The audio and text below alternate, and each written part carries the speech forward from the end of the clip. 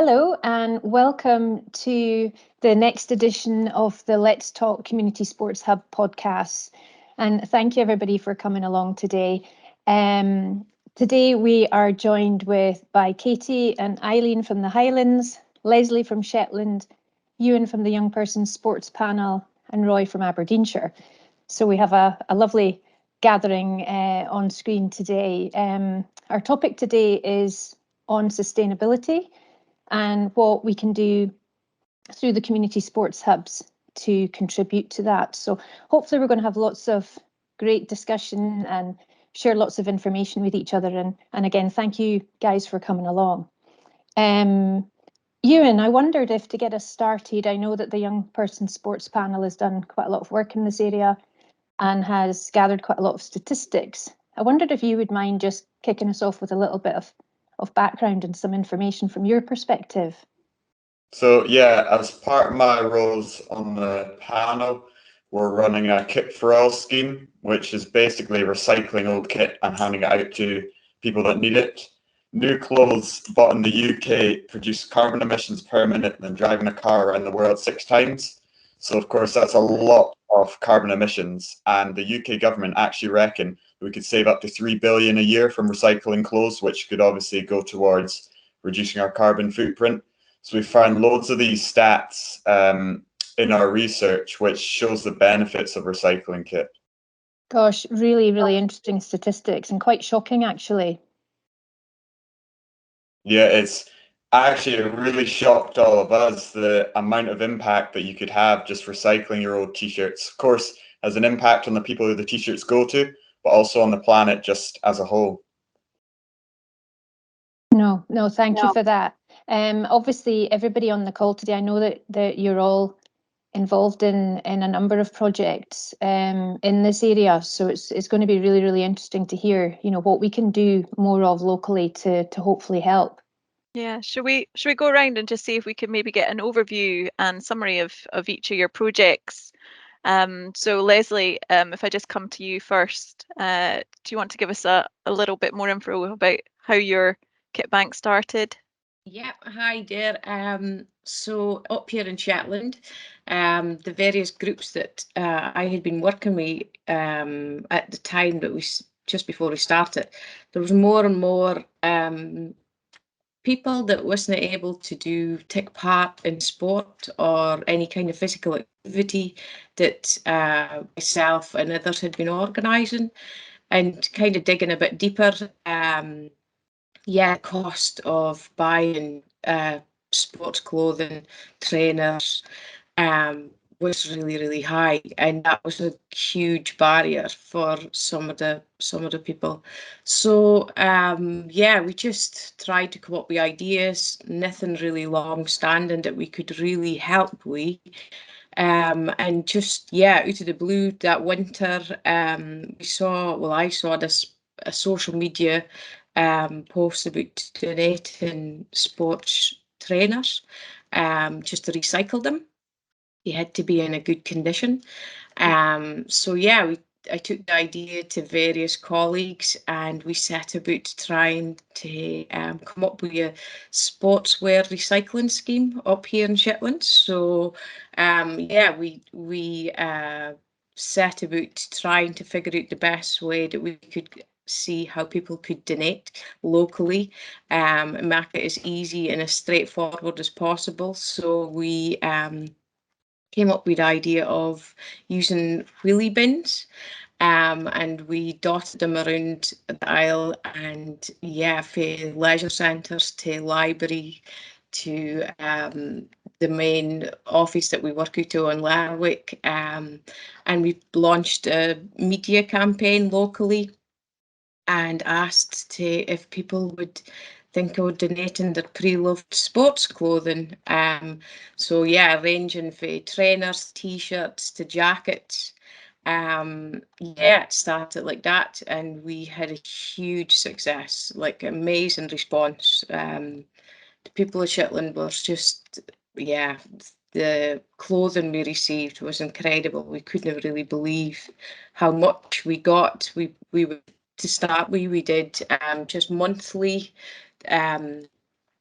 drop bins and we would take them back in and sort it for there. And then, yeah, as years gone on, we actually just keep the bins out all year round now. So yeah, it's kind of continual. If anybody's having a clear out, they can kind of know where to go. So yeah, that's our project. That's great. The wheelie bins sound like they've become a real feature up in Shetland. Yeah, And it was a colleague in the council that suggested that we went to our recycling centre, and they were utterly fantastic and came about we bins that were suitable. So yeah, and thankfully, yeah, they're all based inside leisure centres, so they're not prone to blow away. that's great. Thanks very much, Lesley. And Roy, I know your project's maybe not quite as far along, but do you want to tell us a little bit about the project you're involved with? Yeah, thanks, Katie. So we've got two projects that are developing at the moment. One's in the Turf area, where the ideas sort of really came directly through discussions at the hub meetings up there. So this included using a changing lives pyramid planning tool for the clubs and partners, helped us to identify hub priorities for moving forward. So ensuring activities are affordable and accessible for everyone came out as a top priority there. So the turf projects that have been developed off the back of that feedback. However, the project I'll speak about today mostly is the Peterhead Sports Kit for All one, because we're a little bit further along with that one. So it was a slightly different scenario. And rather than taking feedback from the hub network, we're actually using this project as a bit of a catalyst to restart some community sport hub activity in the Peterhead area. So just probably around this time last year, we had some conversations with a park representative, which is a Peterhead Area Community Trust group that operates in Peterhead. So they were describing sort of regularly witnessing like the clear divide between the kids from the more affluent backgrounds, turning up in like the latest football strips and the latest boots as soon as they were released, and then the other kids with sort of boots and kit that was maybe hanging together and probably like affecting their confidence as a result, really. So so that was an important conversation we had. The project has really kicked on since we've like developed a partnership with Peterhead Football Club, who have agreed to host the project at their facility. And we're now at the stage where we're very close to launching it. We've stolen Lesley's ideas to brand up wheelie bins, so they're going to be out the facilities this week, hopefully. But the last point on that is Peterhead is recognised as an area that does have some of the highest levels of pockets of deprivation in Aberdeenshire. It's also an area that Sport Scotland are looking at putting in a little bit of additional focus work around at the moment. So this project seemed to be a good fit for the area. So that's where we're, Katie. I think you might have come up with a new great idea there for the kit bins and having little characters on them or something like that, Roy. that's yeah, we've already got the ideas coming thick and fast. Great. And Aileen, do you want to tell us, give us a bit of an overview of your project up in Elness? Yeah, so it was a sports bank. Came up with the idea watching a girls in sport video at one of the girls in sports weeks. I was watching the video and I just thought about the difference between what the girls were wearing and how what the confidence would be like if they actually had something that they enjoyed wearing rather than something that's just a hand-me-down. I initially thought that the best idea of putting it forward would be having an online shopping experience. So I thought that if they could have a look through albums of, say, leggings and tops and shoes, and they could just pick a number and come to me and ask me for that. And I initially thought that was the way forward because girls like online shopping and it would work quite well. But actually that doesn't work. So we have to have a stall really at the Avon Centre to put the kit out. And from that stall, we get more inquiries. So it's not just when the stall's open that people can collect things. We get more inquiries once we've had a stall. People ask for items, but I do find that there's possibly more parents that have come forward and asked for items for, say, a 14-year-old, or what size she wears, and I go and I pick an outfit basically and give her the outfit. So it's worked out quite differently to what I expected. We had a lot of donations. I didn't think about the wheelie bins. I think that's a great idea. Got that written down. So we just put out I just put out a call on Facebook for items, and we were overwhelmed with clothes and trainers. So lots and lots of great kit to hand out, and I feel like in the last few months it's starting to come together, and we're getting kit out there. For the first little while, I felt like it was a losing battle, that we weren't getting it out there. And the needs there, but it was just how to put it out there. Thanks very much, Aileen. And it's been really good to actually hear just how different each of the projects is. There's obviously the common elements there around the sustainability, recycling, reusing, and repurposing all this kit that's just out there that people are not using, that could benefit other people. And I'm just wondering which partners you all found open to working with you on the projects that you're involved with. So Euan, in terms of what you've been doing with the sports panel, what sort of partners have been getting involved in that project work with you, or at least to having the discussions? Well, we've had a discussion with Glenmore, who are obviously providing our kit, but they've also offered to store it for us until we find a suitable place, and also to wash it. We've also been discussing with the sport hubs, because they're a great place around the country to distribute all the kit to, and they almost have people working there who know where the kit is.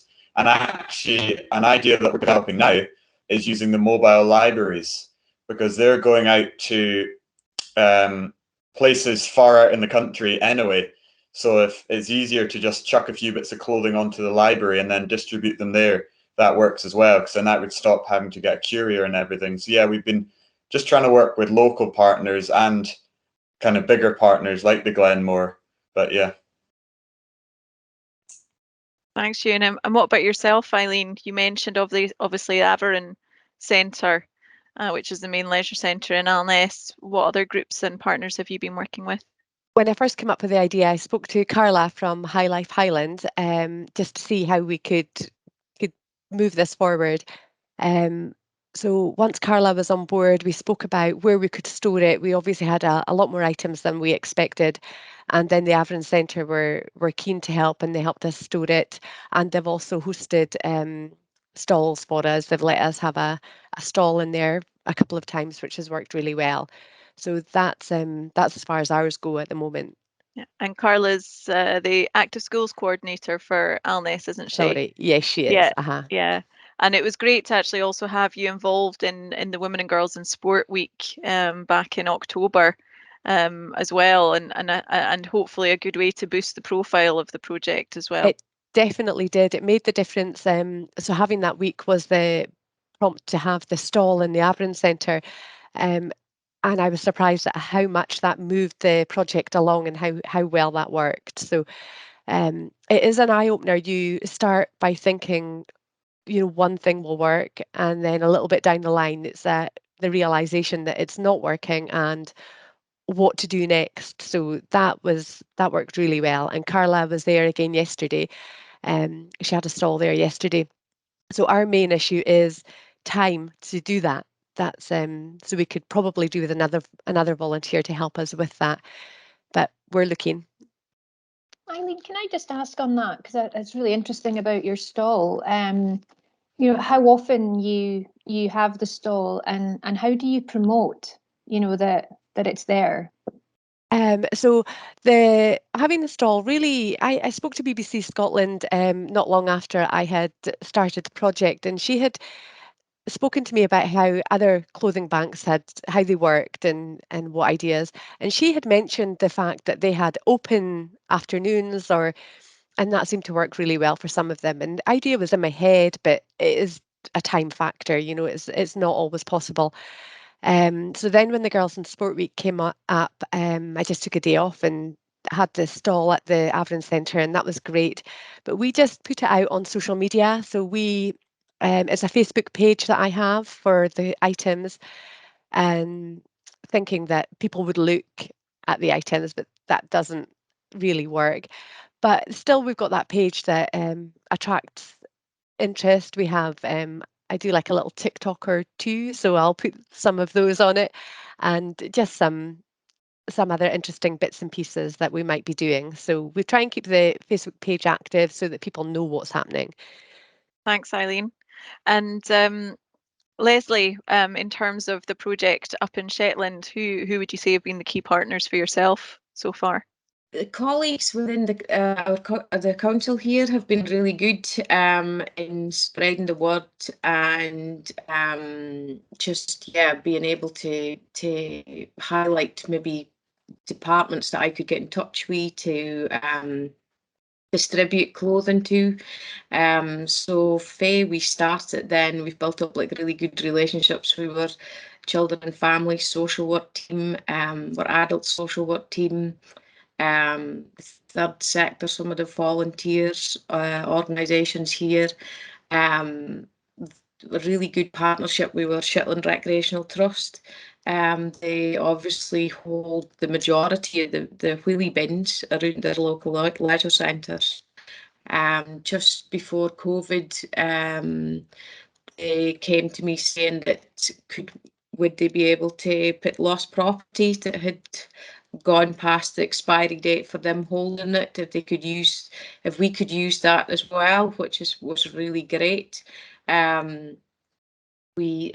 Obviously they also just shared the knowledge of like who to get in contact with if anybody was needing anything. But I guess like it's really interesting to hear how everybody else is moving on with the project, and the one here is still relatively small. But yeah, we just continue to almost distribute things anonymously, so people get in contact with myself, we sizes and what have you, and then I can go in and collect suitable stock and then distribute it to that like worker, sport worker, and they then hand it out from there. Just meant that it was like rather as them coming to me individually explaining maybe their situations. I just felt that was a real shame. It was another barrier potentially. So if we keep it anonymous, support workers are then able to to basically come along as well, and they can look at stuff items as well. But yeah, it's as everybody's saying, it continually changes, and we've had a really great partnership working with our early help action team with social work. They've been really good at like putting posts on their Facebook pages just to say that items that we maybe didn't have, and then being also another point of contact. So yeah, it was really good last year. We were winter appeal for outdoor clothing, jackets and rubber boots. They helped us along and got lots of local shops to be like drop locations. So yeah, it's kind of gotten like really good local knowledge. Like every kind of very supportive of it, for either helping get the word out or just donating. Yeah, it's been really a very worthwhile thing to be involved with. It sounds like you've got a real network going there locally, actually, especially with the shop locations as drop points. It's a nice way to get them involved. Yeah, they came and they got, really were absolutely opened their back stores to anybody that had anything to drop off.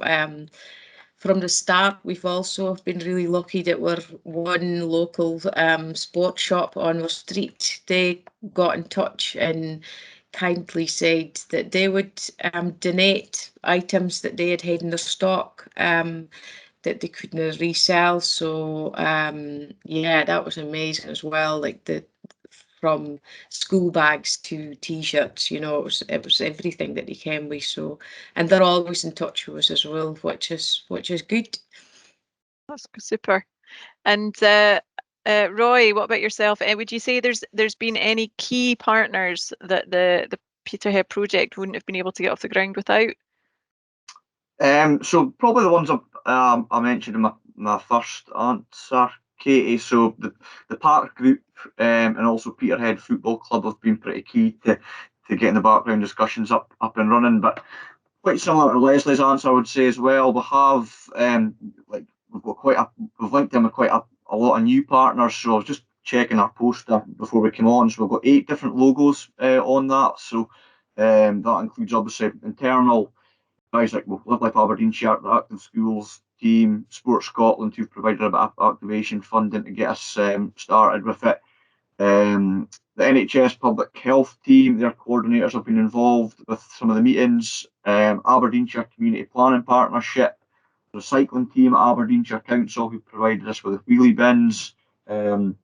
Also got a link with the Bucking Given Tree, who are a local charity shop who are going to be one of the drop-off points for us. And similar to what Lesley said there about the sports store as well, we're developing a link with them. So quite a few different partners, to be honest, Katie, and it's just involved like going out and speaking with them individually, and then attending like networking like meetings. Like there's a Bucking Health and Wellbeing Hub meeting that's run through the Aberdeenshire Community Partnership. So we spoke about the project there, just built up different connections, and then invited them along to attend some of our working group meetings just to develop the sports kit project. So yeah, definitely a lot of partners involved.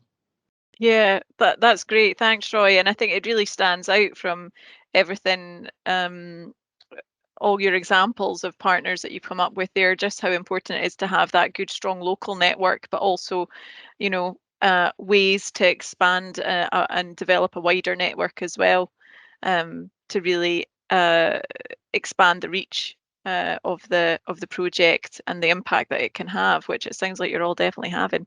Yeah, really interesting, everybody. And I wonder if you guys would mind, you've kind of touched on a few things already, but were there any kind of particular challenges that you guys have encountered? I know you've Aileen and Lesley, you've both touched on the distribution of the kit.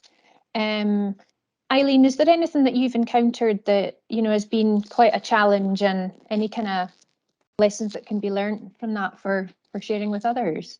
I think the biggest challenge was it was getting people to have a look to see what we had. Quickly realised that probably wasn't going to happen. They weren't going to have a look. So once we started getting some more interest, and they asked for items for a specific person and a specific size, it was easier to go and pick a selection of kit. So I've already packed all of the stuff. It's all individually packed in bags and numbered. So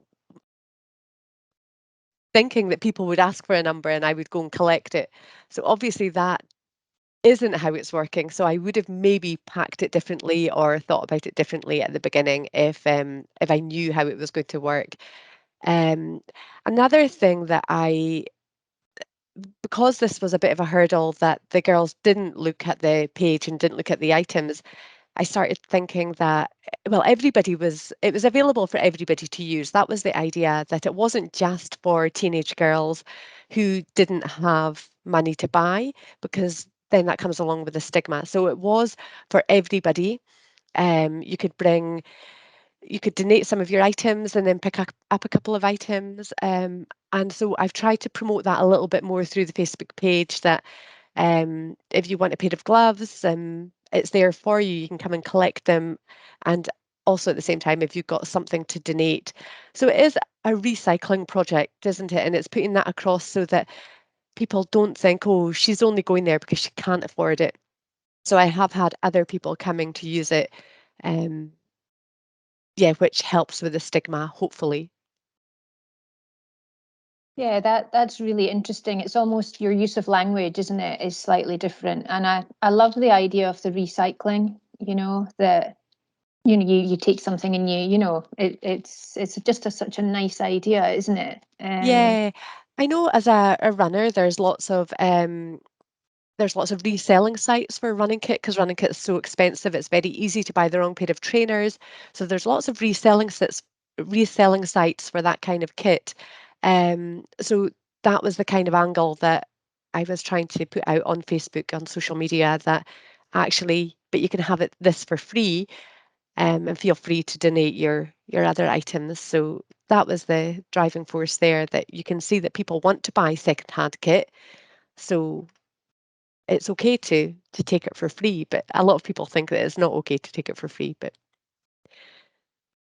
yeah, no, thank you very much. And Lesley, from your perspective, because obviously your project's kind of up and running, is there are there any kind of key challenges that you encountered, and have you had to kind of change direction in how you were doing things? Yeah, I guess I kind of touched on the distribution going out. We items to begin with, we had it in a store that people could come along. We sport workers, but yeah, it worked fine. But I kind of always felt that it was there's something wasn't quite right. So again, just speaking we colleagues and trying to think of the best way to distribute it, was that sport workers would just come directly to my cell and just do it anonymously, and that does work. But obviously, you just look at just thinking and hearing what you're saying there, Aileen. I would say that the recycling of it, as soon as like it's a really good idea up here. There's been really good charity like clothes swap ideas that's worked so well, and I do think with the amount of stock we have now, that would be a really good idea, and it would, yeah, as you say, it could be open to everybody, and I think that would be good. Other challenges I've had probably is storage. Everybody is so protective of any space, so we've had to adapt and move around and yeah, get proper full-on plastic boxes that we can't, like, if we've had a flood that luckily none of our stock got destroyed, but yeah, things like that, we're always like, there's always something that happens, but yeah, there's been a few things, but yeah, we do work around it. Oh, thank you, everybody. Euan, if you mentioned the mobile library and the fact that Glenmore Lodge were going to store things for you. Have you encountered any challenges so far with your project? I think the real challenge is just coordinating it all, like getting it all together, because you've got such a huge amount of kit going out to so many different people, and you want to go to people that will really make a difference. So it's trying to identify these people, then make sure it's clean in a good state to go out to them, then make sure it can get out to them anonymously. Because I think that's a big issue at the moment for young people is, as Lesley said already, that they don't want to be seen going up and getting some free kit. Same as school lunches, actually, because that's still happening with us. School lunches, kids don't want to be seen getting their free school lunches if their friends are all paying for it. So I think there's a really good website we found is Pre-Loved Stirling. So if you have a look there, that's all school uniform for Stirling, but you just go on, order it, costs you nothing, and it just gets delivered to your house, just very anonymously. So I think that's probably one of the most important things, is just making sure that they feel comfortable getting the kit. yeah, so then they'll actually order it. No, thank you for that. That's really interesting. Yeah, and we'll all hopefully after the this we'll be able to get some information out, you know, that with different links and things, so that people can get that information. So thank you very much. Roy, I know that you're kind of still in the development stage, but you know, is there anything so far that you've you know encountered that's been a bit of a challenge? And then the flip side of that, is there anything that you've felt has just been going really, really well? You know, some real positives getting it up and running. So I suppose the first thing, or one of the first things, was around the storage. So by getting that connection with Peterhead Football Club, who are keen to get involved with it, they've identified an area at their stadium, which is perfect basically for hosting for storing the kit. So that was something we managed to overcome quite quickly. I suppose in terms of, so we're not at the stage where we're going to be distributing the kit quite yet. We're still just a way to start collecting it in. But that is something that will probably be a case of learning as we go, sort of thing. So we do have a plan in place. So we've built up a database of professional staff. So that's our CLD workers, our head teachers, and other school staff, including like PE teachers, I think, as well. Art schools coordinators, area project officers, social workers, and also the officers that work with the alcohol and drug partnership as well. So the idea is that we take the kit in, and then we can send them email updates when we've got sort of an intake, and hopefully the idea is that the professional staff can come and collect the kit from the stadium when they're in the area and get it out discreetly and directly to families. So that's the approach we're planning, and that's, I suppose, as I said, will be one of the main challenges in the new year. We'll monitor that, see how it goes, Jayne. That's great. And Aileen, what about yourself? Because I know that you've given out quite a lot of kit so far, haven't you? And how are you managing to sort of monitor and evaluate that side of things? So we've given out quite a lot. Well, I feel like it's quite a lot of kit. We collected about 400 items. Excuse me. We collected about 400 items, and we've given out, I think on the first open day, we probably gave out about 50 items. I think that we have given clothes to around 25 young women. So that's 25 people that are able now to go out and enjoy sports, whereas they may not have been. So that's really good. I don't keep a log of it. I keep a log of the items. I know what's gone out. I know who it's gone to, but I don't. I haven't kept a tag on how many items went to one person. But quite often, I try and give a whole outfit. You know, you try and give the whole, or maybe two if you think it's necessary, and the items are there, because we do have quite a lot of items in the, but well, I feel like I don't know how many. Everybody else probably doesn't count it like me. I've got them all counted and logged. But yeah, I feel like it's certainly for our area is quite a lot of items. So to have clothed 25 youngsters is fantastic. I think that's quite an interesting way of looking at it as well, because it's not the first thing that I think would jump into my mind, and maybe the same for some other people, that it's about putting together that complete outfit for people, not just one element of sportswear or footwear that they can go away and use, because actually it's not just one bit of kit they don't have any kit. Absolutely, yes. Okay, so just finally, Aileen, I just wanted to start with yourself and ask if you have any advice or sort of key tips that you would give to any community sport hub officers out there who are looking to run something similar in their area. And I know you've got to go after this, so just you head off when you need to. And thank you so much for contributing today to the podcast. Thanks, Thank Katie. you. Thanks for having me on here. Yeah, so all I would say is really give it a go. Ask for donations. They will come in thick and fast. People are so generous. And a lot of the kit that we have lying in our wardrobe is brand new. We've bought it. It doesn't quite suit, or it doesn't quite fit. We've all done it. We've got loads of things in there that we don't wear. So the donations will come in thick and fast. And then just have a look at your community and see the best way that you think of putting it out there. And most importantly, if it doesn't work the first time, don't give up. There'll be another way to get it out.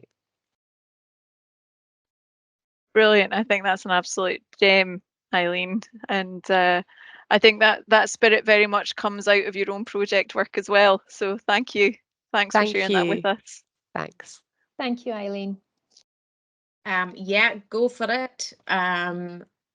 Don't be scared. Pick up the phone and have a friendly chat with somebody in your local authority or within your sporting cycles. I would say everybody that I've spoken to has been like, how can we help you? And yeah, it's been really interesting and really good to have that conversations and just take anything that you can get from that, because another door will open. Just be making a connection, and also that connection to somebody that's in need as well. Hopefully a few people, when they're watching this, you know, the great thing about it being in a recorded format, they can go back and forwards or dip back into it when they want to, you know, because everyone might not, you know, not everyone's going to be in a position where they can necessarily start something up straight away. They've got to do that initial engagement. They've got to canvass people, make those contacts, explore what's out there in their network. So yeah, I think some really good advice there as well. Roy, anything you would add to that? Yeah, I think the most useful discussions I had were with some of the other hub officers and sports development workers that were a little bit further on with the project. So conversation I had with Lesley gave me the ideas around the wheelie bins and the drop boxes, which I hadn't thought of, and also Lesley sent across some ideas around tracking and keeping a spreadsheet for monitoring and like the information needed for your posters and that type of thing. So that really helped to kick things on for us. Also that conversation with Stephen Coulter at Sport Scotland. So that would be my first protocol for recommendations for other hub officers looking at the projects. And just maybe try to build like a project team around about you. So obviously we've got a lot of groups for the contact from the Peterhead Football Club, with Callum from Active Schools, we've got area project officer sits in our meetings as well, and we've got someone from CLD. So just having that little network to bounce off ideas off and take on some of the work as well, so it doesn't all land with one or two people, would be another recommendation, Katie. I think, sorry, I'll just come in as well. I think the use of social media is definitely like one of the key things to get it running. I think by using social media, people can see where their kit's going, so they know that it's gone to a good cause, or they know how to donate. And then I think it'll be much easier. You'll get a lot more kit in when they know where it's going, how it can donate, and yeah, how their kit is going to help someone else. So I think social media is definitely a really good way of getting your message out there. Yeah, so just having the information distributed. And I mean, would any of you used actual like paper posters and put those up locally, or would you say social media has been the main way to get the word out, other than the networking that you've mentioned? I would say for us anyway, social media, definitely Twitter, Facebook, Instagram. So I think most people you know have one of them at least. So it's such a great way just to get it onto their screens, get it in someone's head that actually this is available. I should go and donate. That's brilliant, Euan. And what's great is getting your perspective on this, you know, in terms of a young person's perspective. You know, the actual social media might be way better than, you know, in some areas, depending where you're working, you know, than a poster. Just would you mind, is there any kind of reflection you would like to make in terms of any future projects that you would really like to see young people involved in, through the panel, or just through anything else that you're involved in? I think in the future it'd be great to see Kit for All as a wide thing across Scotland. And I just have a vision in my head that people just, once they're done with their clothes, instead of putting it on eBay or something, they'll just donate it as almost the first thing that they'll think of doing, and kind of taking away that stigma of, oh, I need a pair of football boots, but I don't want to go and get a free pair. I think in my ideal world, someone that needs something can just go to this Kit for All, the Dropbox, and get a pair of shoes and then go and enjoy sport. So yeah, that's my kind of future goals. Yeah, that's brilliant. Thank you very much for sharing that with us. I think very much the sort of goals that we'd all like to see eventually starting to happen across Scotland, as you say, Euan, and a really good point, I think, just to finish up on, if there isn't anything else.